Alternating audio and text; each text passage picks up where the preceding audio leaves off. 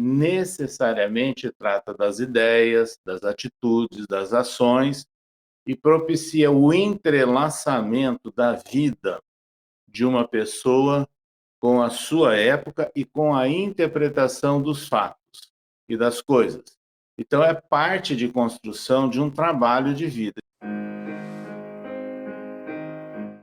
Sinto-me profundamente feliz por haver participado dessas buscas naqueles dias já longínquos da minha e da sua juventude. Esse livro, por certo, será um documentário. Principalmente, eu diria que a cereja em cima do bolo da obra é os bastidores do espiritismo. E ele narra acontecimentos que se deram nos porões do espiritismo e que trazem profunda relevância e até para a nossa compreensão do espiritismo, ou pelo menos daquilo que deveria ser o espiritismo. Dando-nos uma linha a ser seguida quando queremos conhecer o movimento espírita verdadeiramente. É um trabalho muito especial e que eu recomendo a leitura. E nesse livro, César nos traz a sua larga experiência. Isso é muito bom para todos nós que somos aprendizes. Perry também é um aprendiz. E é um aprendiz que executa uma tarefa, que executou uma tarefa e que executa até hoje com as suas palestras, com as suas viagens espíritas, enfim. Perry, bem a exemplo de Galileu, ele continua se movendo. É um trabalho admirável. E aí, sem dúvida nenhuma, ficou claro que era necessário fazer um entrelaçamento, né, das várias nuances da nossa existência, desde a valorização da família, dos nossos ascendentes, as experiências profissionais, as experiências espíritas, o conhecimento do mundo. E agora com este livro, nos trazendo grandes reflexões, grandes experiências. Aqueles momentos foram momentos desafiadores.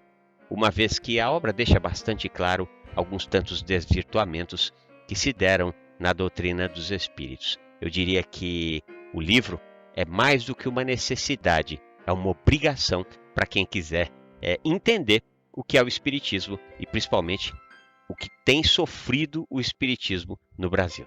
E aproveitem para beber nesta água cristalina das exemplificações e experiências dessa época. Formulo votos do coração e do pensamento para que a obra atinja o seu mistério, consolar, iluminar e historiar as dificuldades, as alegrias, os desafios que constituem o empreendimento em torno de todo o ideal de enobrecimento humano.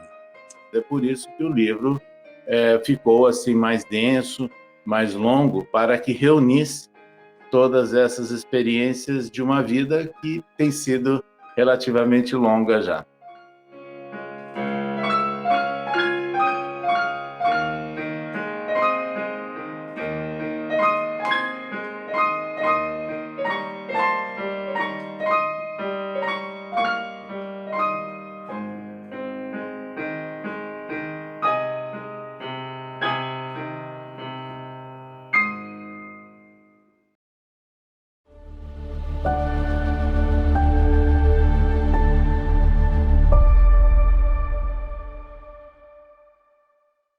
Bem, meus queridos amigos e irmãos, muito boa noite. Estamos aqui, como acontece todo sábado às 20 horas, para um programa mensal, programa Memórias e Reflexões, que acontece todo segundo sábado do mês, na companhia de César Perry de Carvalho, ex-presidente da FEB e ex-presidente da USE São Paulo, as duas das maiores instituições espíritas do país.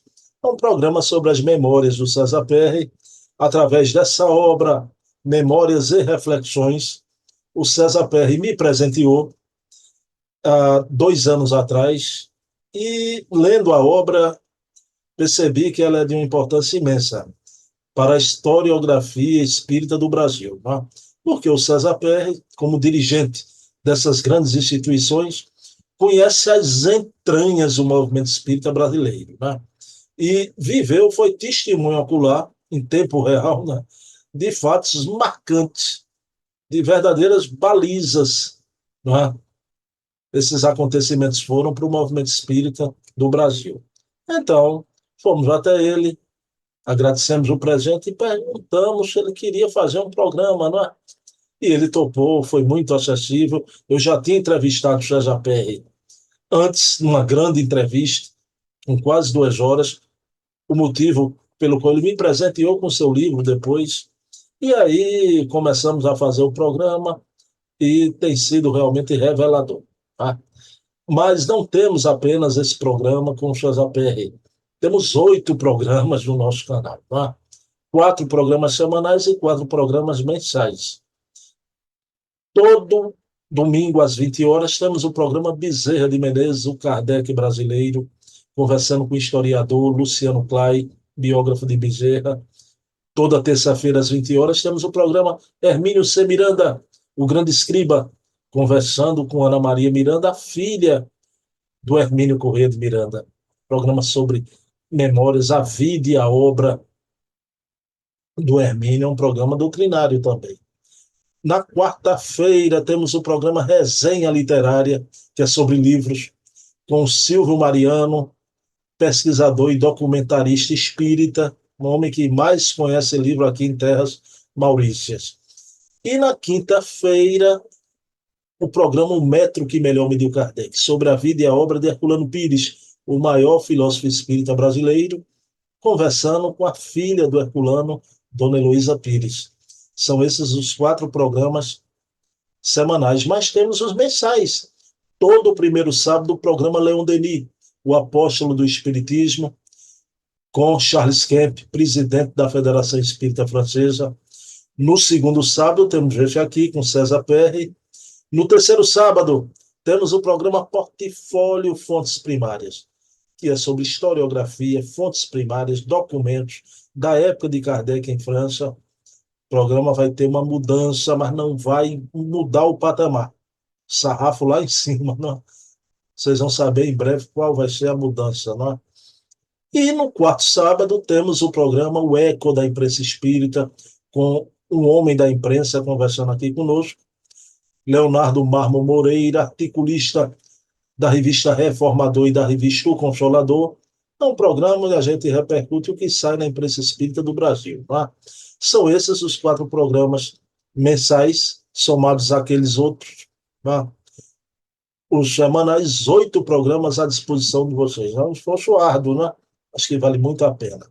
Pessoal, então vamos elevar o pensamento a Deus, agradecer ao nosso Pai de bondade infinita por mais essa oportunidade de encontro com o César Perry, onde vamos aqui na noite de hoje trazer a importância da memória, da história, de um homem que viveu o ideal espírita como poucos.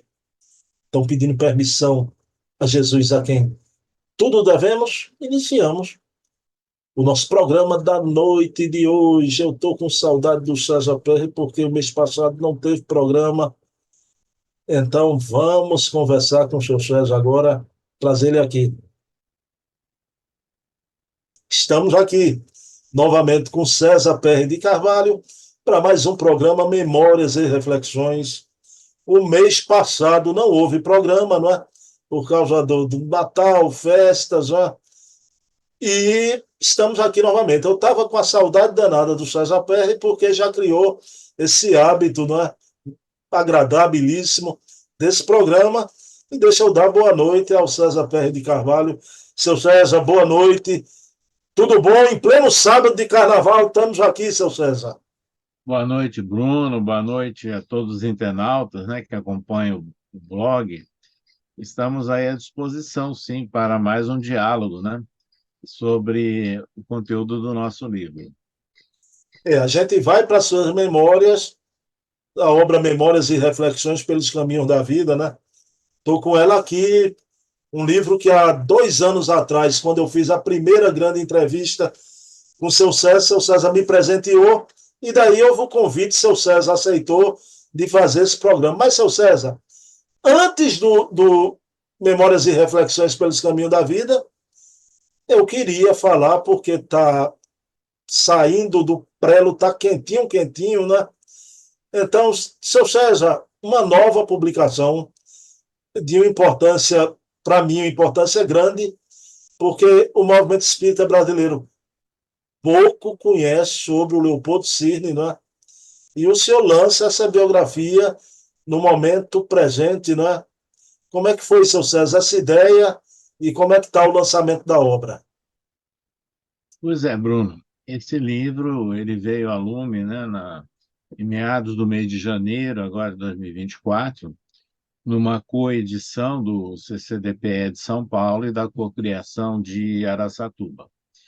A nossa motivação para procurar conhecer mais, né, sobre a experiência de vida de Leopoldo Cirne, ela se desenvolveu no período em que nós estávamos como diretor da FEB, principalmente quando foi comemorado os 100 anos, né, o centenário da inauguração do prédio da antiga sede da FEB no Rio, atualmente sede histórica, na Avenida Passos. Porque aquele local foi adquirido e houve a construção da sede, inaugurada a sede, na gestão de Leopoldo Cirne como presidente da FEB. Então, começa aí, e depois nós localizamos e nos debruçamos na análise de um livro dele, esgotado, Anticristo, Senhor do Mundo, que foi publicado em 1935. Então, nós verificamos que não havia muitas informações sobre Leopoldo Cirne. Apenas biografias, eu digo, muito sumárias, né? Por exemplo, incluída em Grandes Vultos do Espiritismo, de Zeus Antuil, e que gerou aí replicações e adequações em vários periódicos, mas é sempre isso. Então, nós passamos a pesquisar efetivamente. E aí fomos atrás dos dados históricos dele. Hoje o estudo é muito facilitado pela disponibilização, né, pela internet, de arquivos digitais. Então, veja, e aí surgiram descobertas, fatos super inéditos que não se sabia sobre a vida de Leopoldo Cirne, inclusive da vida dele em Recife, né?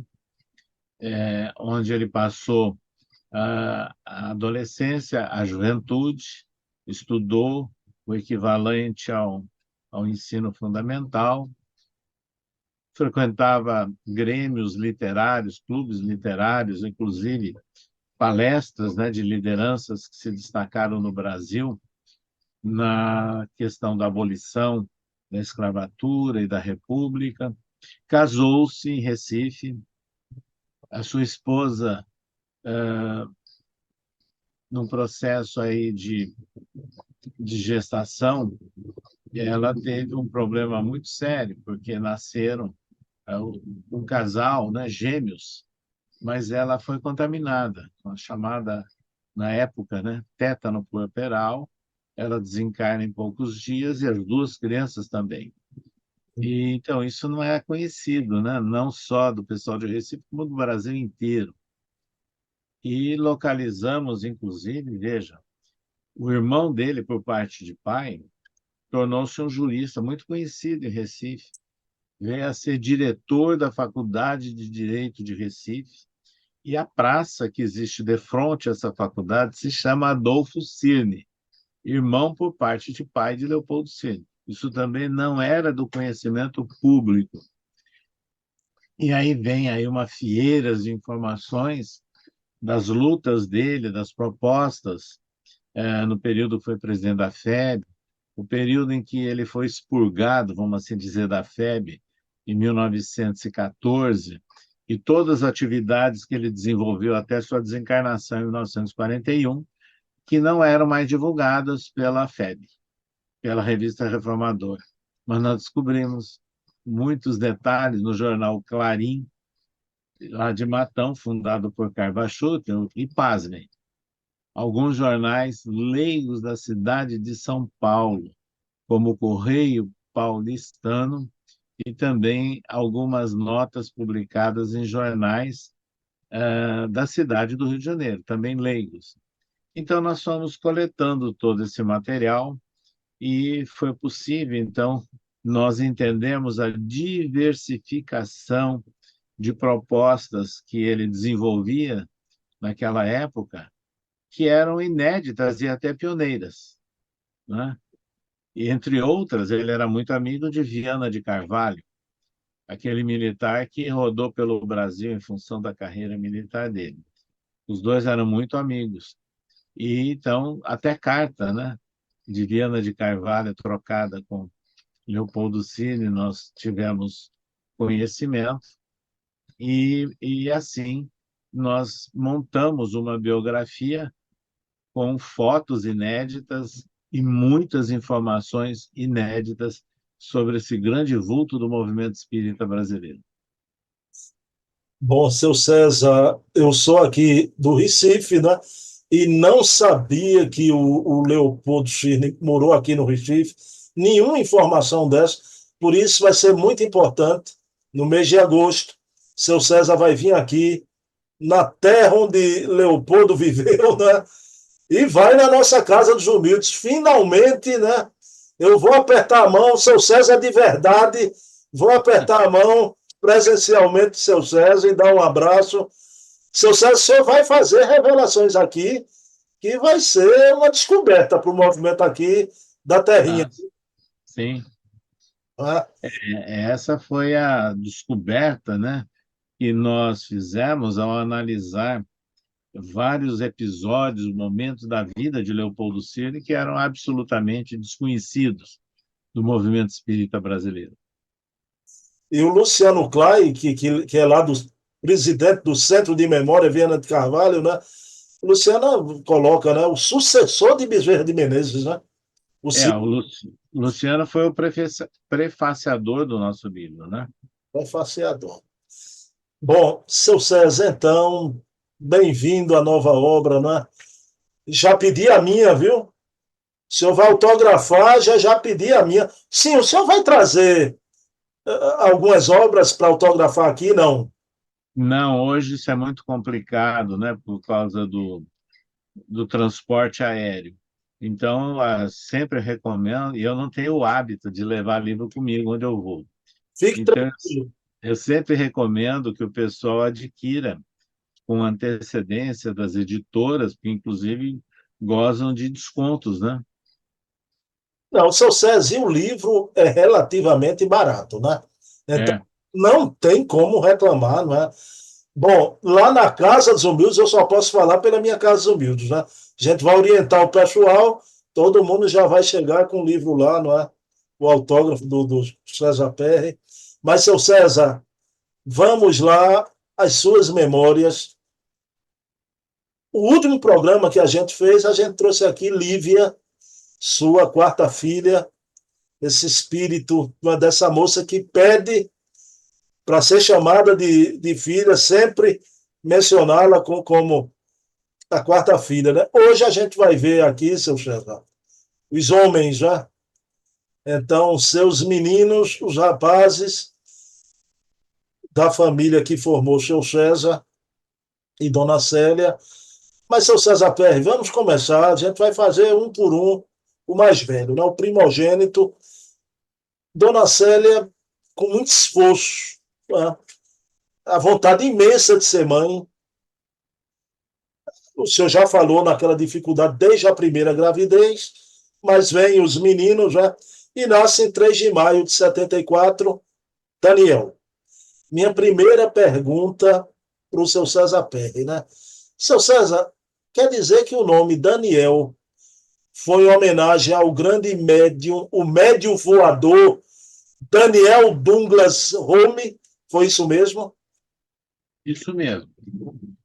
Na época, né, nos anos 1970, nós estávamos nos dedicando a pesquisas, né, sobre grandes vultos que trabalharam com a investigação de mediunidade, de reencarnação, e eles se notabilizaram e se destacaram principalmente na Inglaterra, na França e nos Estados Unidos.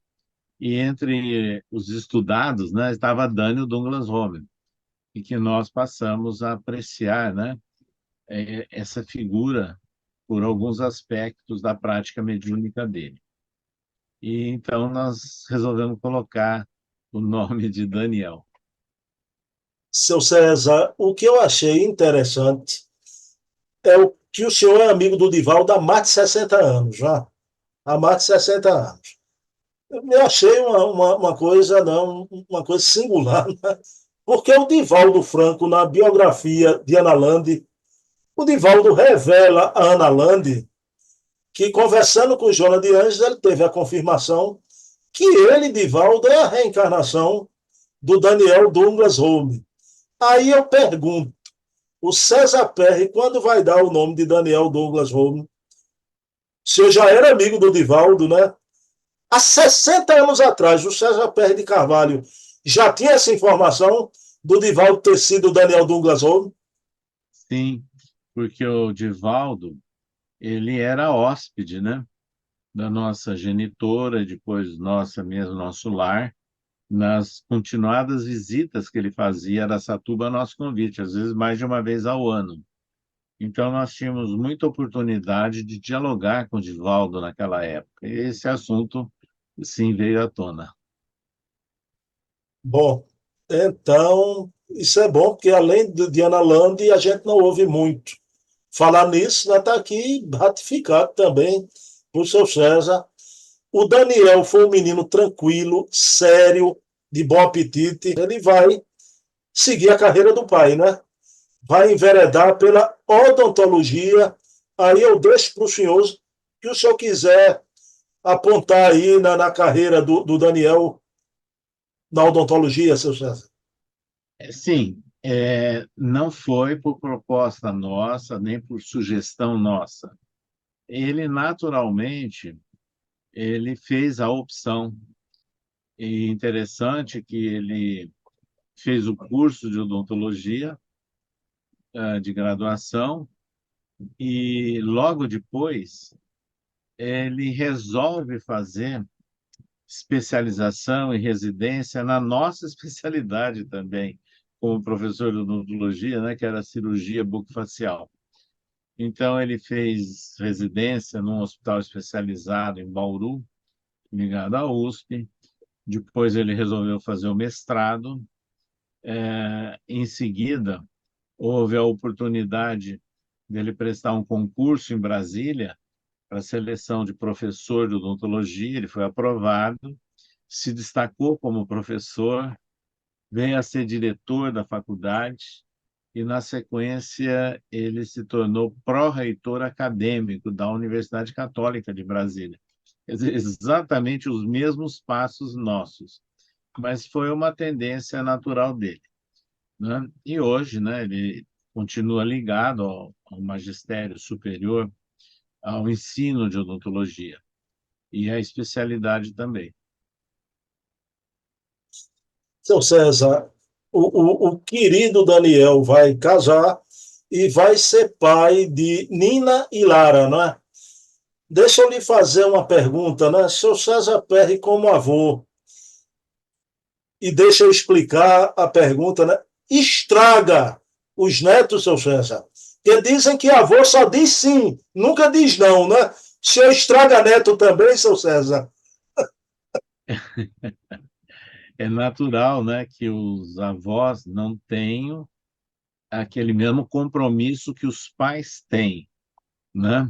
Embora hoje isso esteja muito deturpado, né? Os filhos deixam na conta dos avós, os filhos, né?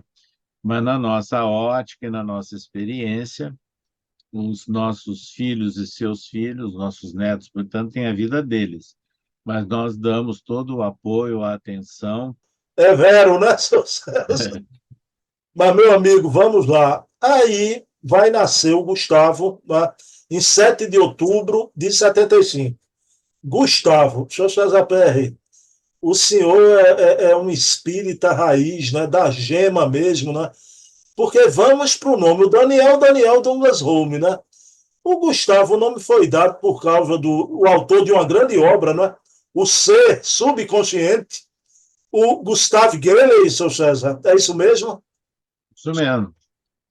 Foi um médico francês, né, voltado a pesquisas relacionadas com a compreensão do psiquismo humano, relação com mediunidade.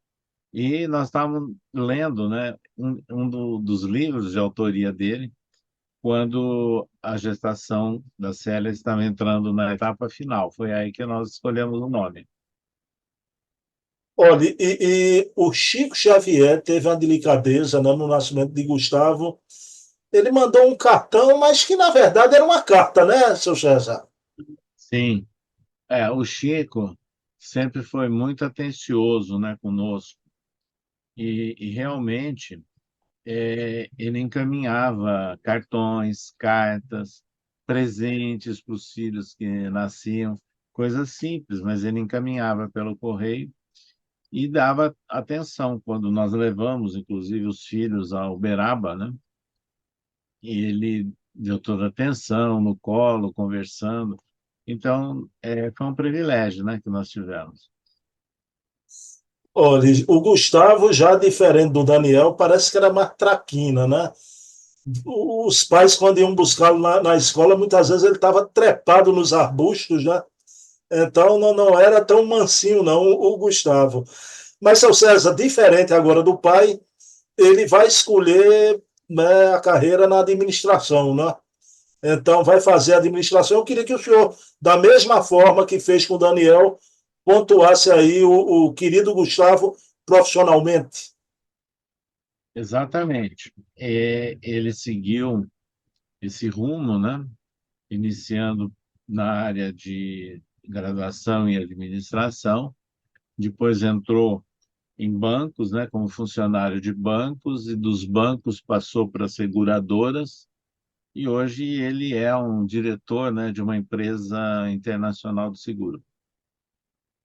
O Gustavo casou-se com a moça do Rio Grande do Sul, com quem teve sua primeira netinha, Carolina,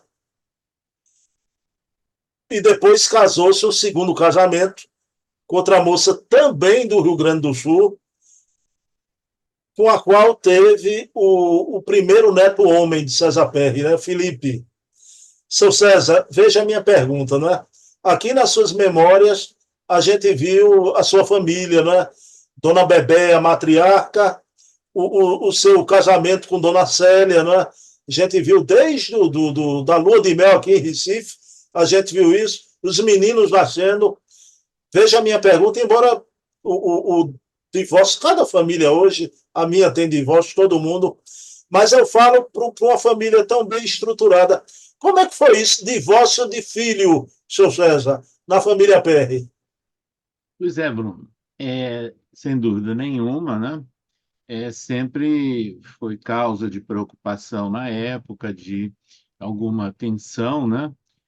Pela existência de uma neta, né? De uma filha entre eles pelo meio. Agora nós conversamos, dialogamos muito com essa primeira esposa, que a gente tinha e tem uma boa amizade até hoje, e com ele também, e era uma questão aí de compreender, né, essa situação. Então, embora seja, sem dúvida nenhuma, um momento, vamos assim dizer, um pouco traumático, né? Mas a gente entende essas situações. E eu não posso deixar de destacar que Allan Kardec, ele, de uma forma assim, corajosa, né, em meados do século XIX, ele trabalha a questão do divórcio no livro dos Espíritos e um capítulo no Evangelho segundo o Espiritismo, o que na época era completamente rejeitado, né, pela Igreja Católica que dominava, né, o contexto social. Então, nós passamos a compreender e procurar manter os vínculos de amizade, né, com a primeira nora e a família dela. E é o que mantemos até hoje. Os netinhos se dão bem do primeiro casamento, a Carolina com o Felipe, seu César? Sim, e estão sempre juntos, viajam juntos em momentos de lazer e de férias, inclusive. Bom, seu César, para encerrar esse capítulo de Gustavo, me diga uma coisa, Gustavo foi maratonista, seu César, inclusive correndo nos Estados Unidos, na Argentina, foi isso mesmo? Isso mesmo. O Gustavo, ele sempre gostou de corridas, né? Começou aqui em São Paulo e ele já participou de mais de 10 maratonas no exterior, inclusive, né? E muitas meia maratonas, tanto no exterior como no Brasil. Aliás, tem uma curiosidade. Quando nós comemoramos bodas de ouro de casamento, ele fez uma homenagem, né? Porque ele completou 50 meia maratonas e dedicando isso aos pais, né? Que estavam completando aí bodas de ouro. Essa semana, inclusive, seu César, desencarnou, né, um grande maratonista queniano, né, então recordista, e eu me lembrei de Gustavo, né, coisa de 2 dias atrás já. Bom, Sim. mas vamos lá. Seu César, parece que a família, essa coisa de filho de esportista, os meninos não puxaram o pai, não, viu? Não, Não, não, porque eu nunca fui esportista. o pai não. Ainda, isso é um capítulo que ainda a gente vai retomar na noite de hoje, né? Mas, seu César, aí vai nascer Flávio, em 4 de maio de 80, não é? O único que vai nascer por cesariana, não é? Me diga uma coisa, o Daniel, homenagem a Daniel Douglas Home, que o senhor retratou aqui, que já sabia da reencarnação do Divaldo como o Douglas Home, né? O Gustavo, o senhor estava lendo na época, o Ser Subconsciente de Gustavo Geiler, e o nome Flávio, que nome é esse? Por quê, seu César? O nome Flávio é um nome que tanto eu como a esposa Célia admiravam, né? É de origem romana o nome, mas também nós temos um diplomata, um primo mais velho, que se chama Flávio. Então nós resolvemos colocar o nome. E na época, inclusive, eu avisei esse primo que o nome desse terceiro filho também era uma homenagem a ele. Bom, seu César, e o Divaldo Franco, quando nasce o Flávio, né? O Divaldo vai chamar sempre quando se encontra com vocês e com o Flávio de meu neto, o seu terceiro filho, é isso? Isso mesmo. Até hoje, né, nós trocamos às vezes mensagens, agora por e-mail, né? Ele sempre faz referências ao neto do Flávio. Olha, e na infância, o Flávio sofreu dos irmãos mais velhos, né? Das suas memórias, sei lá, brincadeiras extravagantes, né? São César, 3 meninos homens, eu não sei o que é isso, eu tive 2 meninas já.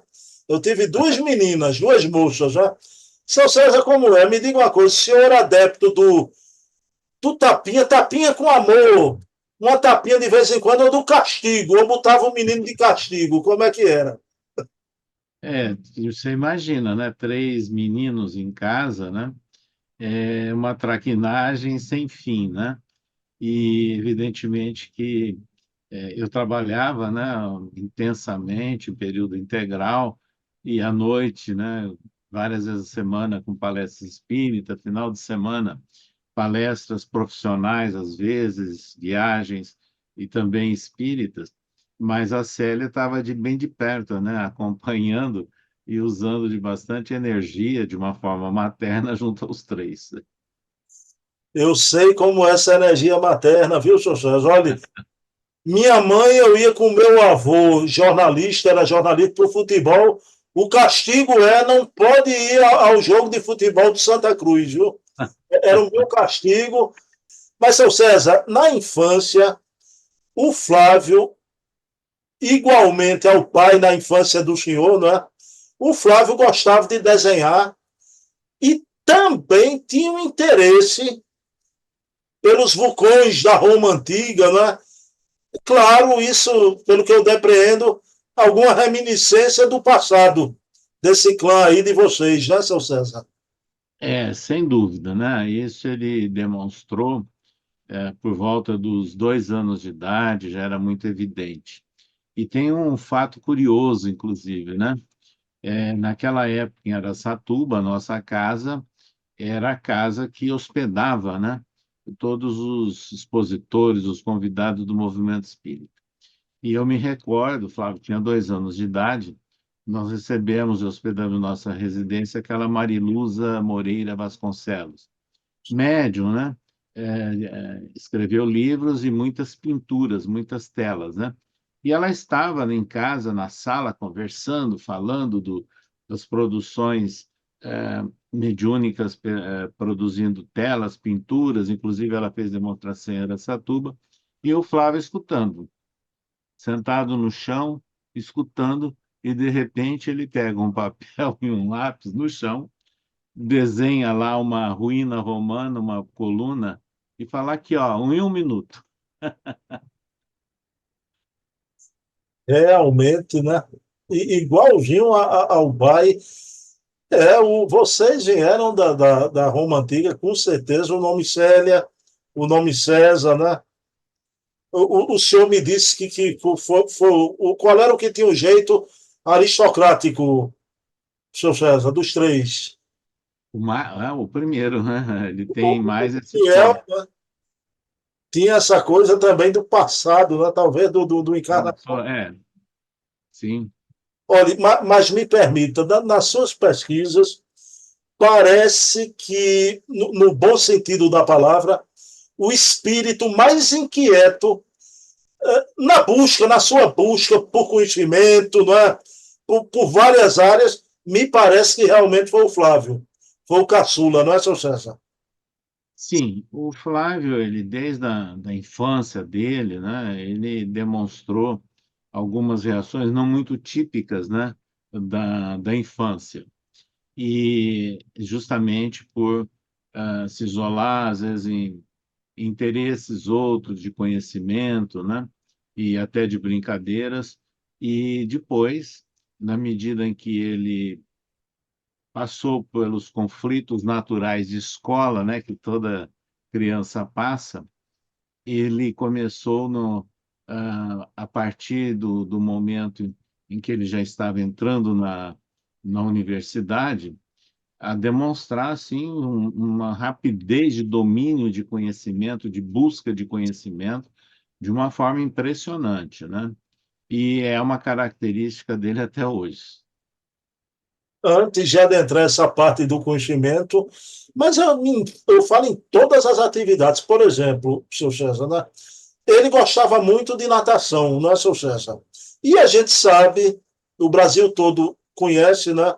O Ricardo Prado, grande medalhista olímpico da Olimpíada de Los Angeles, né? Medalha de prata nos 400 metros medley. Me diga uma coisa, o Flávio fez parte da equipe do Ricardo Prado, né?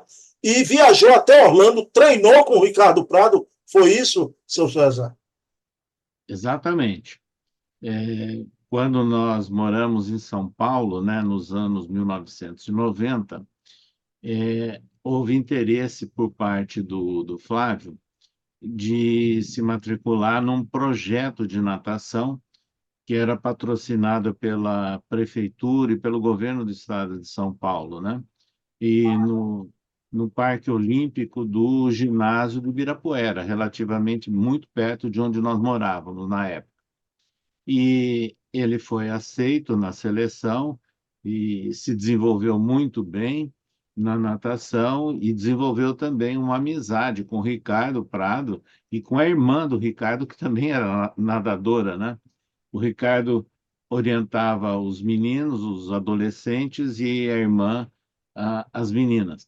E participou de diversas, não só treinamentos intensivos, né? O Ricardo Prado era extremamente enérgico e disciplinado, adotando, né, toda a vivência dele de treinadores super enérgicos lá dos Estados Unidos, né, do tempo que ele se preparou para a Olimpíada. Então, ele se dedicou à natação e durante 10 anos ele só deixou a natação porque apareceu uma lesão de ombro, né? Provavelmente causada, inclusive, né, pela própria natação. Precisou até submeter ali uma correção cirúrgica. Agora, o Ricardo, ele manteve, então, amizade não só com o Flávio, como conosco, né, o casal, porque nós acompanhávamos o Flávio em muitas competições aqui em São Paulo. E houve um momento que o Ricardo Prado, ele organizou um período de treinamento, né, no Centro Olímpico de Orlando, né, na Flórida, nos Estados Unidos. E o Flávio foi junto também. Então, isso tudo é real mesmo. Bom, seu César Perry, tá aí os filhos de esportistas, seu César Perry, né? Então, o Flávio gosta de música clássica também. Eu penso que não, né? Sim. Gosta. Não, adora. Adora. Agora, agora, né? Veja bem, o Flávio teve etapas. O Flávio teve etapas, ele era baterista. Aliás, ele é baterista, né? É, e, e na fase do treino dele de bateria, é lógico, né, que no final da adolescência, começo da juventude, ele gostava dessas músicas e conjuntos mais agitados, né, que faz muito barulho até hoje.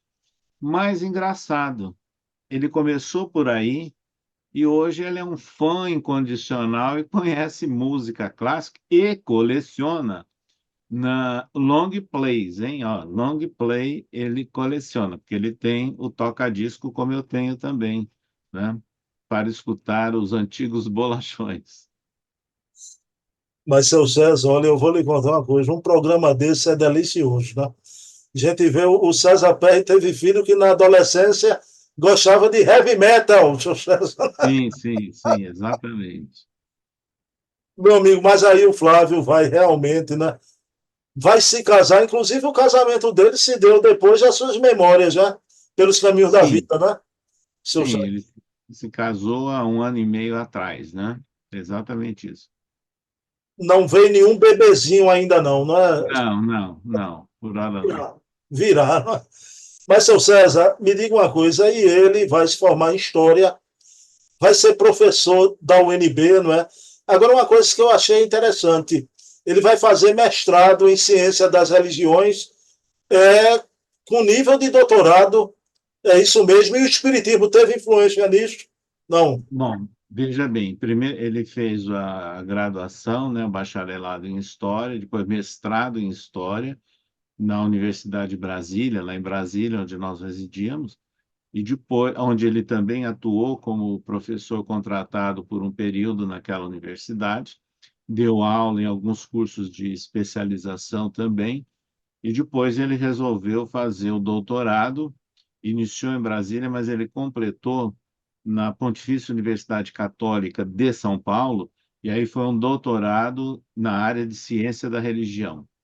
E é lógico que a opção por ciência da religião tem já a ver com o interesse dele, né? Que lá em Brasília ele vinha atuando e se desenvolvendo muito, né? Nos grupos de estudos do Evangelho que a gente participava e criamos, né? O chamado NEP, Núcleo de Estudo e Pesquisa do Evangelho, que nós criamos na sede da FEB, em Brasília, e que funcionou durante a nossa gestão, entre 2012 e início de 2015. Bom, lamentavelmente, seu César, eu lamento. Eu só vou perguntar se o senhor tem conhecimento. Acho que o senhor tem, claro que o senhor tem, né? Federação Espírita Brasileira encerrou os NEPs, né? E recentemente o NEP aqui da Federação Espírita Pernambucana era um NEP muito atuante, muito grande, né? E a federativa informou ao pessoal do NEP que não vai permanecer o NEP na federação. Sem problema algum, né? O NEP não se encontra mais dentro de federativa, mas continua. O pessoal todo estudando o evangelho, né? Isso é que importa, né, seu César? Olha, tem uma mensagem de Memê psicografada pelo Chico que diz assim: amanhã será um novo dia. E eu aprendi muito essa lição. Evidentemente que 1 semana, 10 dias depois de nós termos deixado o cargo de presidente da FEB em Brasília, quando encerrar e extinguir todas as atividades do NEP lá na sede, aquilo nos provocou um certo impacto. Mas passado esse período de tempo, eu vejo com muita alegria, com muita satisfação, que o NEP se espalhou pelo Brasil afora através de uma rede, que é a rede NEP Brasil, que é coordenada pela Cris Mascarenhas, aí de Recife. E o que é interessante? Ele são NEPs autônomos, eles se articulam, não seguem uma metodologia padronizada, quer dizer, não há uma hierarquia, isso é tudo muito importante. Então, a ideia do NEP não só sobreviveu, como se disseminou pelo Brasil. Então, essa recente aí informação que você fez referência não me preocupa, porque quando a semente é boa, que é o estudo e a pesquisa do Evangelho, há sempre campo para crescer, se desenvolver e frutificar. Perfeito, perfeito, seu César. Quero mandar um abraço para minha querida amiga Cris Mascarenhas. Né? Seu César, vou lhe dizer uma coisa: eu sou espírito imperfeito, né? A Cris me matou de inveja por esses dias, já. Conversei muito com ela. Ela contou que foi aí em São Paulo, teve com o senhor, com Dona Célia, não é? Então, com um livrinho na mão, que eu ainda vou ter o meu autografado quando o seu César vir aqui, não é? Me matou de inveja, viu, seu César? Mas eu disse a ela, eu vou me vingar dela quando se eu vir aqui no Recife, viu? Então, Foi muito grata, né, a visita da Cris Mascarenhas em nossa residência, acompanhada da Márcia, né, que é de um NEP aqui de São Paulo, e nós soubemos, né, de todo o trabalho que ela fez, visitando, dialogando com alguns NEPs aqui do estado de São Paulo.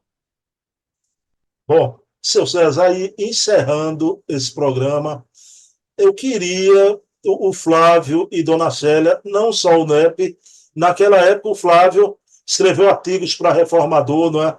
Aparecia em programas tanto da FEB TV como TV SEI, mas eu quero saber hoje, seu chefe, tanto o Flávio, Dona Célia e o senhor estão vinculados a um trabalho com esse pessoal maravilhoso, não é? Pessoal do CCDPE, não é, seu César? Centro de Cultura e, e Pesquisa do Espiritismo, não é? Um abraço a Dona Júlia, Pedro Nakano, Adair Ribeiro, né? Cátia Penteado, o pessoal todo do CCDPE. Seu César, e como é esse trabalho, esses cursos que o senhor ministra, né, o ano inteiro pelo CCDPE? Olha, quando nós mudamos de Brasília e retornamos a São Paulo, nós procuramos a nos restabelecer junto ao Grupo Espírita Casa do Caminho, que é um centro que a gente já colaborava simultaneamente à época que eu era presidente da USE, né, do Estado de São Paulo. E também aí nos vinculamos ao CCDPE, que foi criado num período que nós já morávamos em Brasília, mas nós tínhamos muita amizade com o homenageado, né, hoje desencarnado, Eduardo Carvalho Monteiro, que, aliás, a nosso convite, colaborou na nossa gestão na USE, em São Paulo.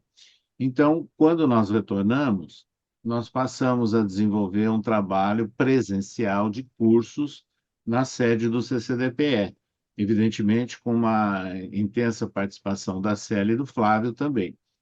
E os assuntos eram sobre Evangelho segundo o Espiritismo, livro Paulo Estevão, Epístolas de Paulo. Agora, depois que nós fomos escolhidos pela surpresa da pandemia, esses cursos passaram a ser virtuais e são levados a efeito até nossos dias. Como também nós temos um curso virtual sobre o Evangelho segundo o Espiritismo, que se repete pela quarta vez, né, ao ano, lá no Grupo Espírita Casa do Caminho. Então, a Célia tem a sua participação. No presente momento, o Flávio está com as atividades essas reduzidas em função de uma questão profissional. Mas ele continua, né, estudando, lendo, né, e produziu vários artigos, né, que foram publicados depois na Revista Internacional do Espiritismo, e tem capítulos de livro, né? Veja bem, quando o Evangelho completou 150 anos, no ano de 2014, nós publicamos um livro reunindo a equipe do NEP, foi editado pela FEB, o Evangelho segundo o Espiritismo, Orientações para o Estudo.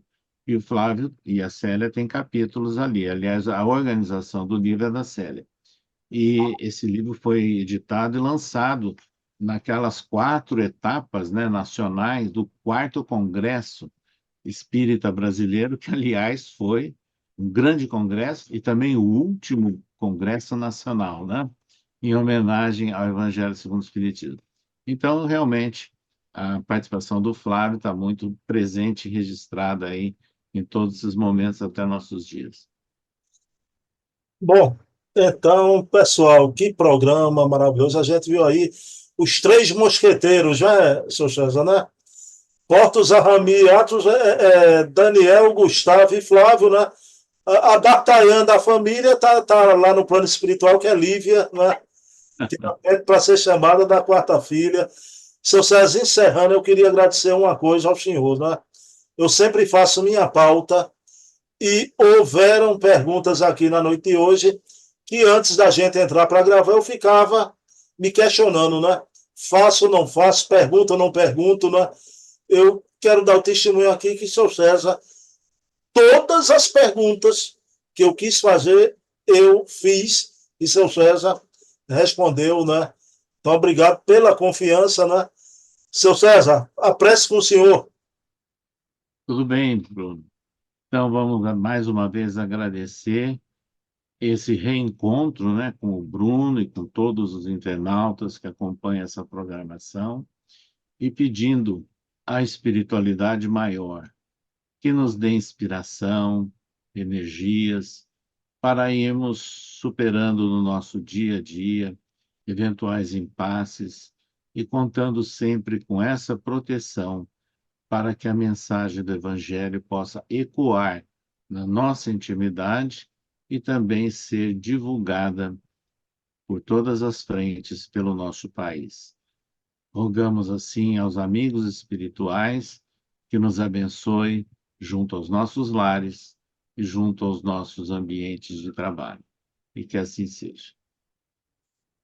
Bem, meus queridos amigos e irmãos, mês de março, segundo sábado, novamente o programa Memórias e Reflexões. Quero dedicar esse programa à minha mãe Eva, que se encontra na vida espiritual. Minha mãe, eu te amo muito. Seu César Pérez, até logo. Até Obrigadão. logo, até a próxima. Tudo de bom.